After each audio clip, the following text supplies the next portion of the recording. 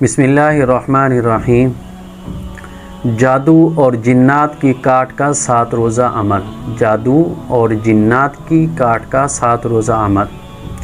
7 दिन तक रोज़ ये अमल करें, इंशाअल्लाह ताला जादू और जिन्नात का काट होगा इंशाअल्लाह। अगर आपके ऊपर जादू और जिन्नात का असर है तो वो ज़ैल हो जाएगा, ये अमल उसको काट देगा।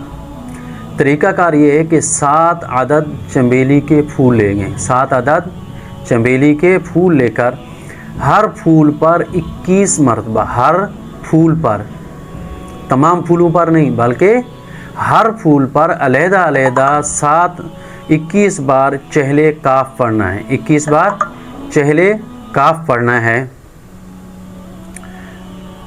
उसके बाद वो मरीज़ को दे दें 15 सेकंड तक।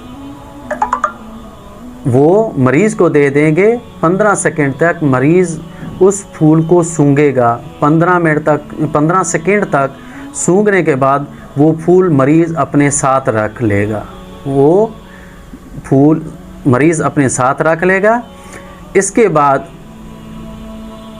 ये जो फूल हैं इनको वीराने में कहीं डालेंगे या फिर उनको बहते पानी में बहा देंगे। या तो उनको वीराने में डाला है या बहते पानी में। ये अमल आपने सुबह करना है। ये अमल क्या करना है? सुबह करना है। 7 अदद फूल लेने हैं चमेली के। हर फूल के ऊपर 21 मरतबा चहले काफ पढ़नी है और 15 सेकंड तक ये मरीज़ को सूंघाना है। हर रोज़ ये अमल किस वक़्त करना है? सुबह के वक़्त।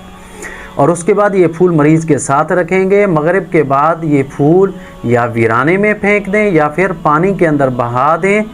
इंशाअल्लाह अगर इस तरीके से आप करेंगे तो सेहर, आसेब और जादू और जिन्नात ये सब के सब जो असर होगा वो ज़ैल हो जाएगा। इस अमल से उनकी काट हो जाएगी इंशाअल्लाह ताला।